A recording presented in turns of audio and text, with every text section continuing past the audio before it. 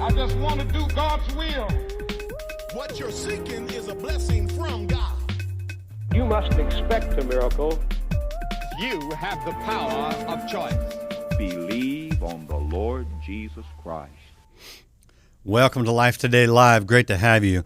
For many, many years now, Life Outreach International has been involved in rescuing primarily girls, but some boys too, from sex trafficking. And we on television, you will see us focusing overseas most of the time. We have supported a lot of women's homes and places where girls that have been rescued from sex trafficking can go for safety, for restoration, as well as for some skill set learning, so that they have an opportunity to make a living after being rescued. Now, and we've done that in the United States for quite a while. We don't show that as much on television. If you don't get our newsletter, you might not know that. However, we recently realized that there's another part of this approach to shutting down sex trafficking that we weren't doing, and we want to approach this thing holistically. We want to hit it in every way we can. So we have a new mission partner, and I am excited to have the CEO and founder of an organization called Deliver Fund with me today. His name is Nick McKinley. And his organization is our newest mission partner, and so you're going to find out some very interesting things.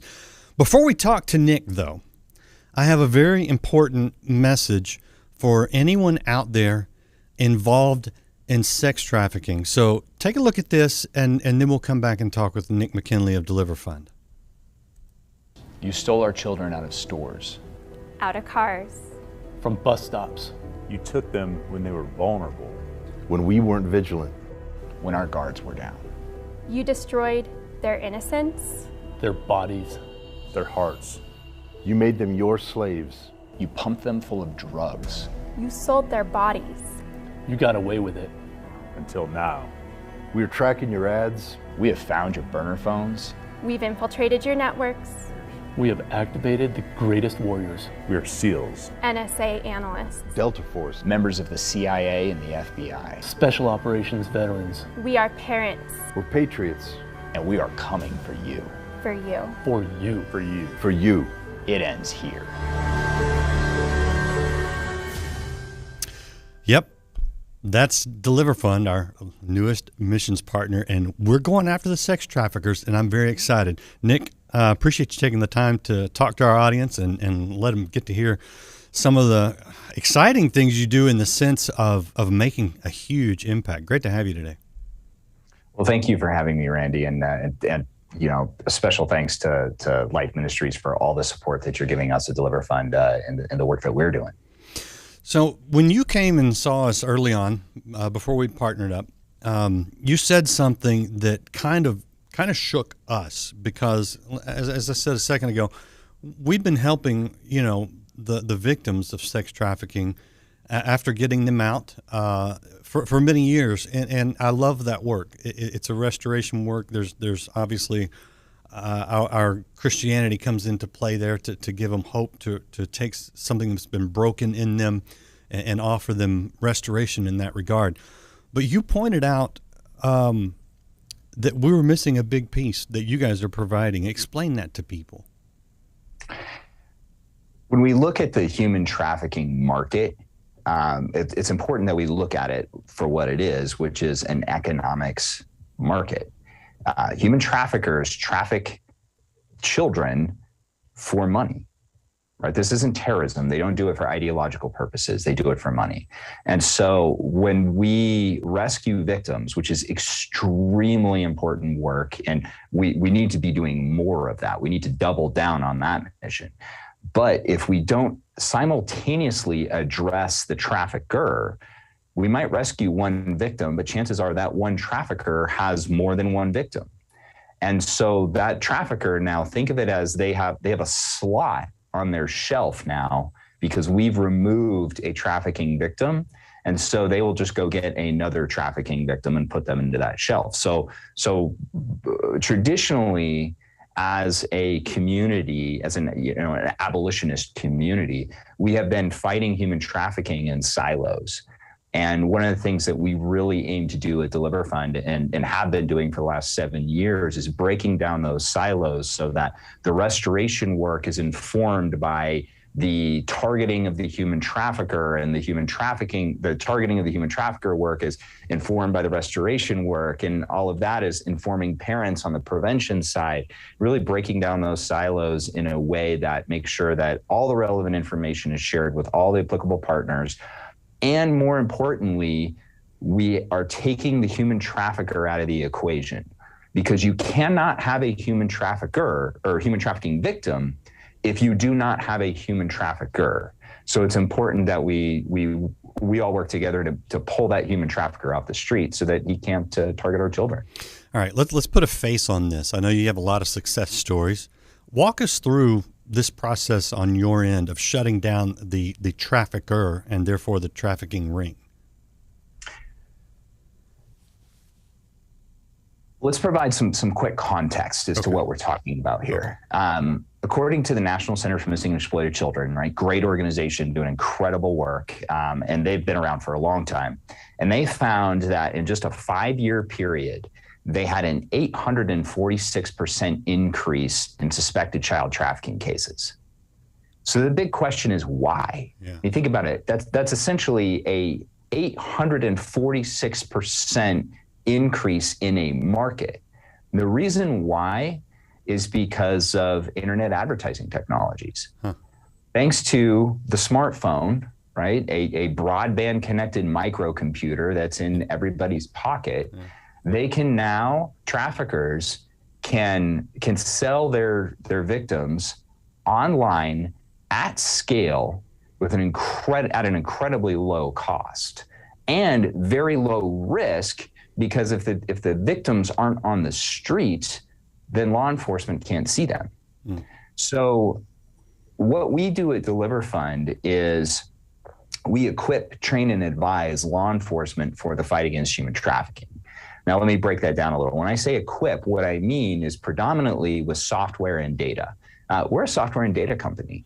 Yes, we're all former, or lots of us are former CIA and special ops veterans and things, but we like to say we were shooters and now we just have computers because we're a software and data company. The predominance of human trafficking, especially in Western countries and in the United States, is happening online. Yeah. And so we pull all those advertisements and into one big bucket and have a software platform that we developed that crawls through them, finds the connections, figures out who's behind them, and then we present that intelligence to law enforcement on a silver platter.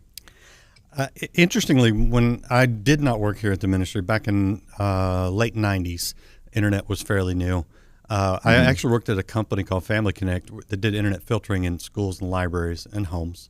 And we got a lot of stuff reported to us. And this was my first exposure to kind of what I think the early days of what you're talking about, because we were getting pointed to sites that were horrific, child pornography, things like that. Well, we freaked out because we knew legal liability here.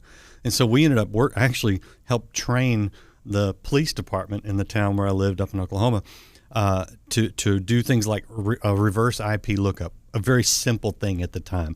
But people thought they were anonymous on the internet. We kind of know that's not really the case now. And they were exposing themselves to being traced. I mean, I've worked with some law enforcement from Toronto down to Florida, and most of the law enforcement doesn't get back to you. But I saw some of the busts and actually had I don't know what they call them up in Canada. I don't know if he was RCMP or not, but called me back and said, we busted this guy. Is that sort of the elementary level of what you guys are doing now? Yes. So significantly more sophisticated than IP lookups, because IP lookups don't really work anymore because there's too many users. But yes, that is the basic gist of it. Really, what we've created is a Hobson's choice for the human trafficker, right? They have two bad choices in front of them. They can not advertise on the internet, in which case it's very difficult for us to catch them, but it's easier for law enforcement to catch them. But they also can't do business at as big of a scale, so they can't make money. Or they can advertise on the internet, and we can follow the little trails that they leave. The whole idea of anonymity on the internet is actually kind of funny to me, because you might have a burner Gmail address or what we call that that fake book account or an Instagram account that nobody else knows who it is, but Instagram knows exactly who you are. They know, right? Facebook knows exactly who you are. Your bank knows exactly who you are, and all of that data is available if you know where to get it. And so we take that data and think of it as layers of data, right? So one thing that everybody's familiar with is Google Maps, right? Google Maps is just a map of the United States or satellite imagery of the United States, whichever one you're using. And then it has access to a bunch of data in the Google index. And so you put the thing that you're looking for, the home address or coffee shops or organic gluten-free restaurants near me, and then Google just takes that data and lays it on top of the map for you to be able to see where it is. So it's just a data layer. And that's what we do at Deliver Fund is we take the data within the commercial sex advertising space, which most people think is a lot of escorts and prostitution. It's not. It's predominantly human trafficking, and the escorts and prostitution are actually the exception on those sites. And same thing on the pornography site. So we just last year, the Department of Justice filed a criminal complaint for human trafficking against a company called MindGeek. They ran a website called Pornhub, which was one of the largest pornography websites on the planet. And they're now being they're being criminally charged with production, distribution of child pornography, human trafficking, and actually Visa, as in your Visa credit card, Visa is actually was named in that criminal filing as a co-conspirator, saying that they knew that MindGeek was doing this activity and were go ahead and processing the payments anyway. And so when you look at all these different websites, right, they're all out there. It's about 42 source websites. When you look at these websites that are out there and people say, oh, that's just prostitution and escort advertisements, there's a few of those, but predominantly it's human traffickers selling their victims. So we take all of that data from all those different websites and we layer it on top of itself so that we can essentially start to see bright spots on the map. And that's what helps us figure out who the human traffickers are, how many victims they have, who the victims are, where they do their banking, what hotels they stay at, all that information, so that law enforcement can then subpoena that bank account, subpoena Facebook, subpoena TikTok, subpoena Gmail, and they can get all that information. They can get it very, very quickly. So they're not just rescuing one victim, they're rescuing all the victims and then putting the trafficker in jail. And what's so important about that is that prevents all the future victims that trafficker would target in the future. How predominant is this in the U.S.? I mean, you mentioned that the statistic of 842% increase at NCMEC, but I mean, is this going on? New York, L.A., Miami, Chicago, or is this everywhere? There's not a single jurisdiction in the United States that one of my analysts cannot find a human trafficking case in. Jeez. Not one. And what the reason for that obviously is the internet. Rural America doesn't have the resources to fight human trafficking. I mean, if you live in I live in a small town in Montana, and my county sheriff does not have a dedicated human trafficking detective. Yet we have human trafficking that happens here. The small law enforcement jurisdictions actually don't have the resources, and traffickers know that. So they know that New York and LA have dedicated human trafficking task forces, and that a small town in Oklahoma or a small county in Oklahoma don't. So they know that their chances of getting caught there are much less likely. So they're very transitory, traffickers are. They move around a lot. And it obviously does happen in the larger cities. But one of the things that your audience should know, and this actually was something that kind of blew my mind in the early days of fighting human trafficking. I always thought that human trafficking was an over there problem. That happens in Thailand and Cambodia and Vietnam and Ukraine. That doesn't happen in the United States until you actually start looking at the data and you find that dollar for dollar, the human trafficking market in the United States is the largest in the world. Jeez. And now, I'm curious because where are these kids coming from? Are they runaways? Are they snatching people that are coming across the border by the thousands every day? Are they being kept in the United States for trafficking, or are they being taken overseas or brought from overseas in? What's sort of the flow of the traffickers and the victims? Is there any pattern? So it's all of the above. Okay. Everything that you just mentioned. So I'll kind of add some context here. Because of the internet, for the first time in history, an unrelated, so non-familial 40-year-old man can contact a 12-year-old girl who's 3,000 miles away, who just said she was mad at her dad on TikTok, which is probably every 12-year-old girl at some point. Right. So that predator who's 3,000 miles away can source prey at scale at the very point of vulnerability and start manipulating her.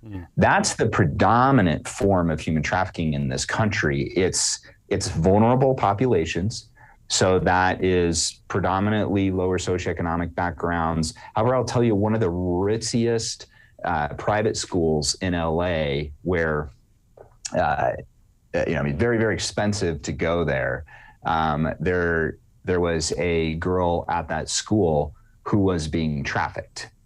So it really is, really all the trafficker needs is to get access to predominantly girls. It does happen to boys as well.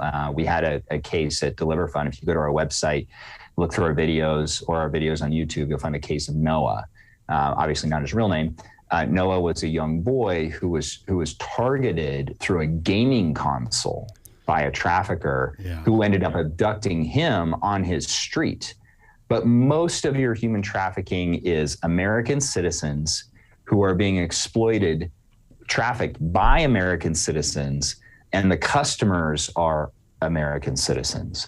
So this is a very American problem that really just in the last 5 years, the country is really starting to understand. Yeah, if you want to see the video on the story of Noah, you can go to deliverfund.org. It looks like this, and there's a section of videos. I think if you just Google Deliver Fund and Noah, you'll probably come up with it. I think it's on your YouTube page as well, right?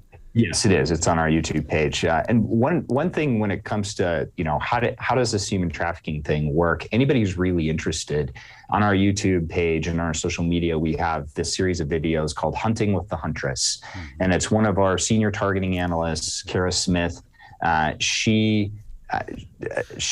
breaks down these small clips, about anywhere from 30 seconds to 3 minutes, on her communications with human traffickers, and her obviously burner accounts that are following human traffickers' social media. So all the things that they do to avoid law enforcement, we use those very tools against them.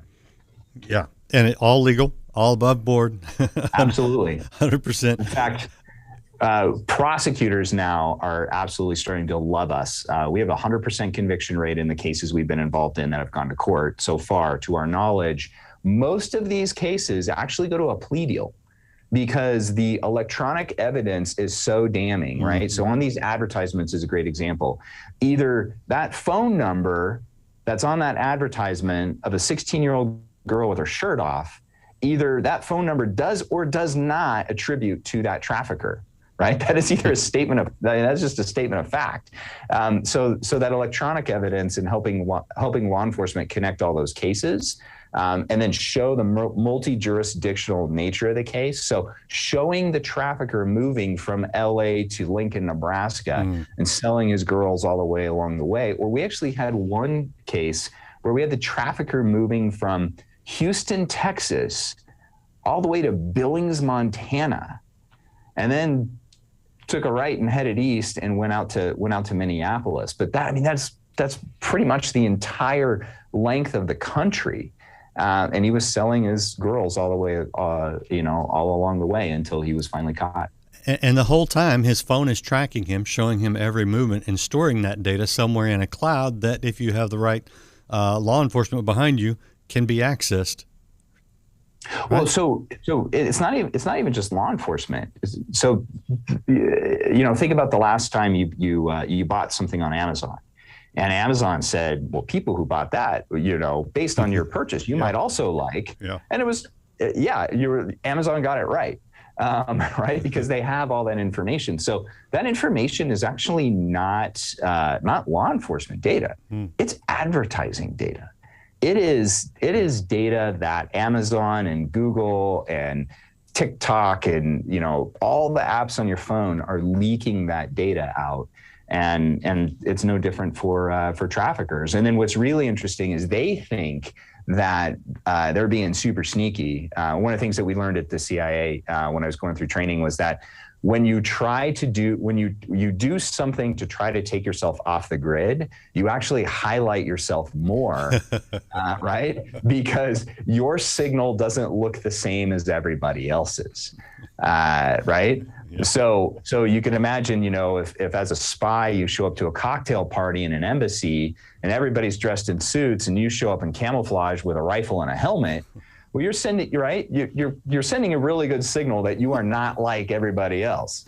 Well, the same exact thing happens electronically, where traffickers will have lots of phones, and they don't know how to properly manage those phones. And I'm not going to get into the details of it right here in case one is listening. But the fact that they have all those phones provides a cluster and makes it really easy for us to see, oh, wait, there's something shady going on over here. So that's a signal that our computer systems can hone in on very quickly. So by trying to stay anonymous on the internet, which again, the fact that people think there's anonymity on the internet is kind of funny. There is, for the absolute best world-class hackers and spies. If you don't fit in that category, you're not anonymous on the internet.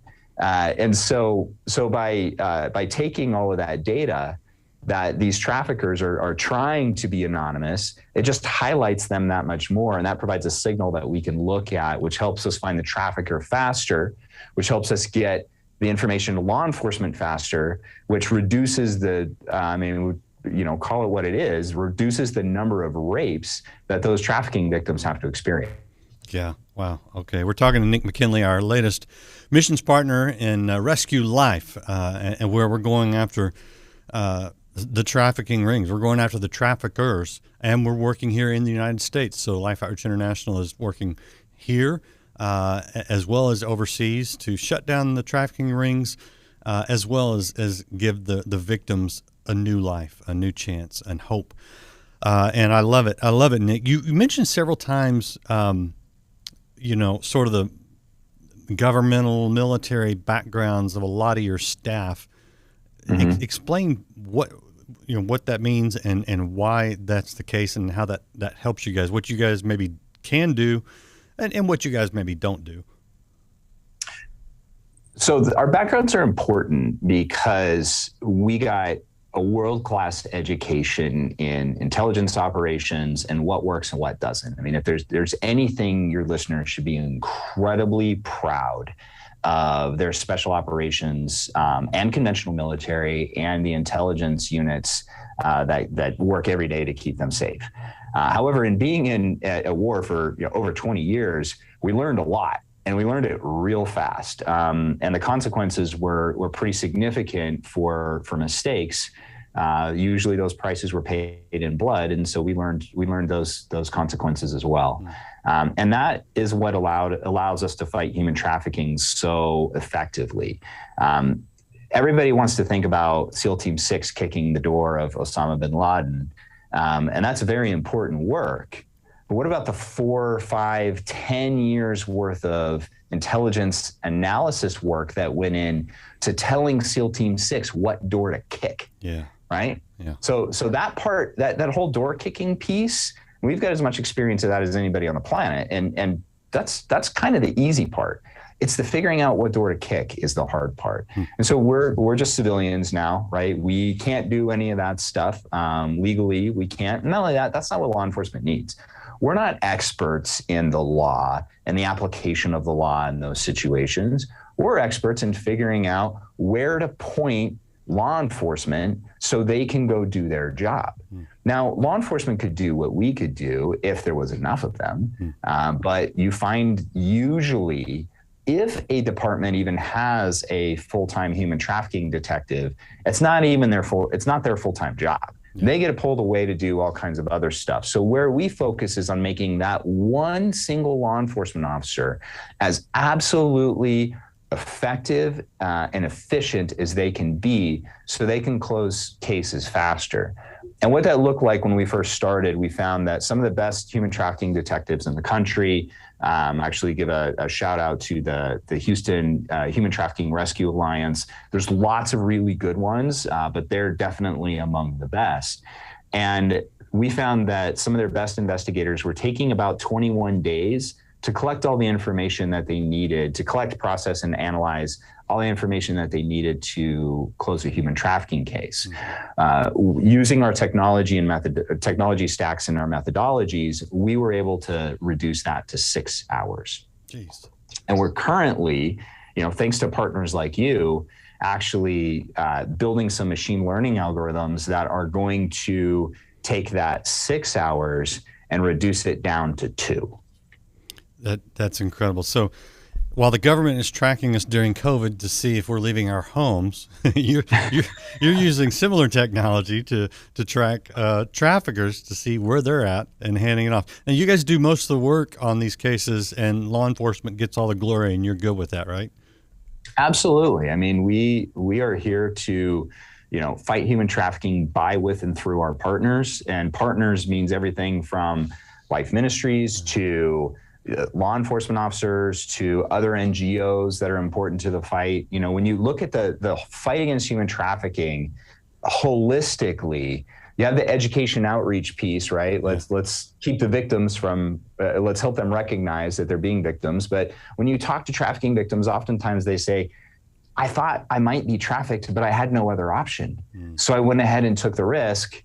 And so the education outreach has a marginal effect. Then you have the hunting down of the actual human trafficker, and then also the working with industry to prevent human traffickers from being able to use their platform to make money. And then you have the law enforcement arresting the human trafficker, and then you have the restoration piece. Each one of those pieces is a specialty. And we can actually reach all the way back to NGOs like Compassion International and the work that they do in trying to prevent poverty, right? So it's holistic. Yeah.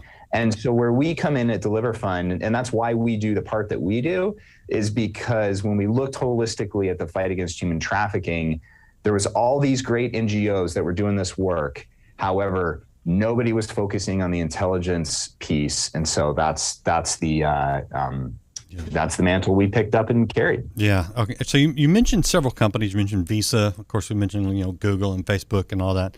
How are the corporations like that generally when it comes to helping? Are they obstacles, or do they pretty much help in any way they can to shut down the trafficking? So unfortunately, because of some pretty big NDAs we have, and I don't really want to go toe-to-toe with these companies in civil court, I can't mention specific companies that are actually doing a great job. And I wish they would let me, because the public needs to know that they're actually doing a great job. Okay. On the other hand, we find the inverse is also true. There are companies who purposely turn blind eyes to this situation because they make so much money off of it. So when I mentioned Visa earlier, that is not me saying that Visa was complicit in human trafficking. That's me just reporting that the DOJ has added added Visa as a co-conspirator to the Pornhub case. Okay. And so just in case their lawyers decide to get free. Backpage.com is another one. That's actually currently where Deliver Fund's headquarters is, because we provided a bunch of intelligence to different law enforcement authorities that showed that they were complicit in child sex trafficking. And they've since all pled guilty, and all but the owners are really old and bad health, and they're rolling the dice trying to stay out of prison as long as they can. They're currently on house arrest, but the whole C-suite of Backpage.com pled guilty to a multitude of charges, one of which was human trafficking. So we find really that companies, and there's a major hospitality company right now who's really leading the way in fighting human trafficking within the hospitality industry, and they're doing a great job. Unfortunately, I can't say who they are. Yeah. Okay.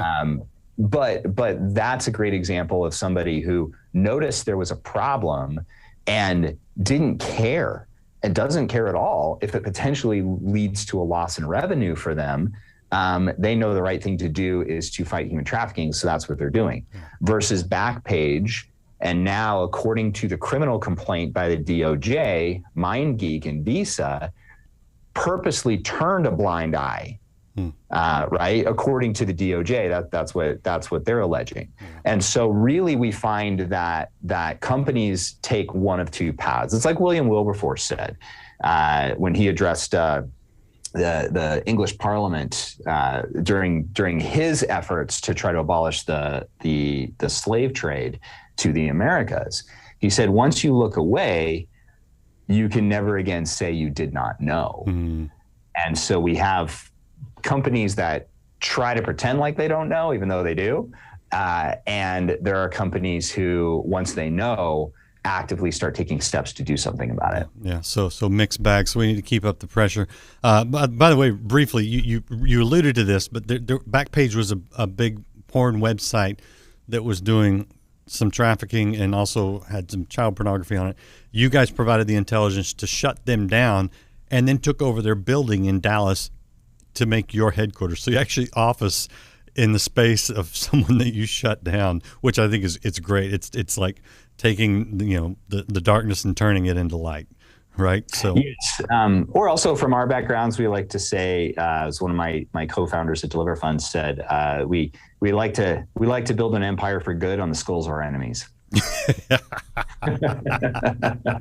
And now Life Outreach International is doing the same thing. I love it. And I think, I don't know, as a father, 2 daughters, and having seen victims of sex trafficking overseas as well as here in the States, you do kind of get a little bit, there's something, I think, especially in the male spirit, that gets pretty excited when we start shutting these people down, because you're going right after the worst of the worst. Last question for you, and I'll let you go, and I appreciate your time so much.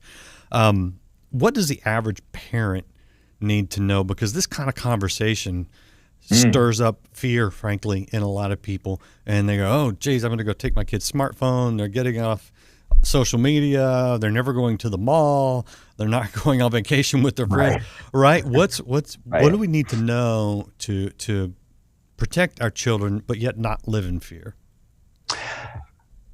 So this is actually a pretty simple answer, and this is something that you guys do at Life Outreach every day.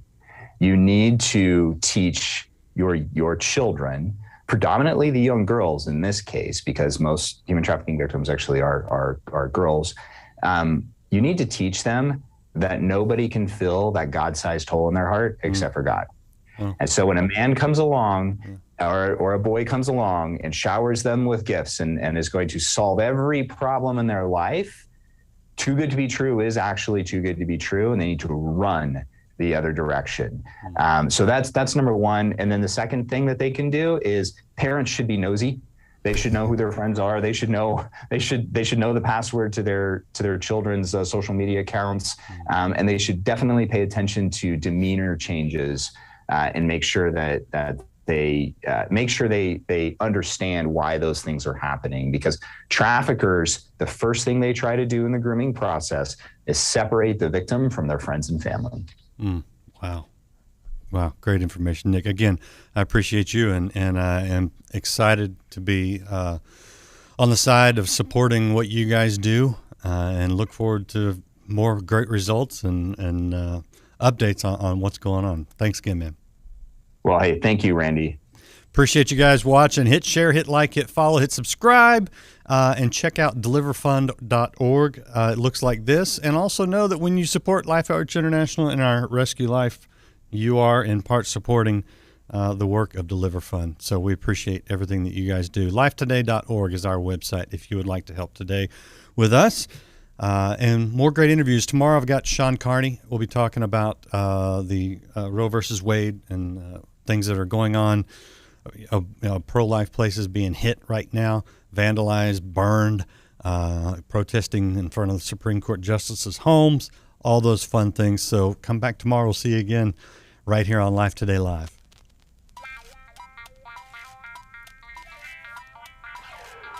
This is your hour, angry mob. Forever. And the hour of darkness. But enjoy it. Squeeze all the fun you can out of it. This is your hour. This is your hour. Because it's soon going to end. And truth will be on the throne for a change. Sunday is coming.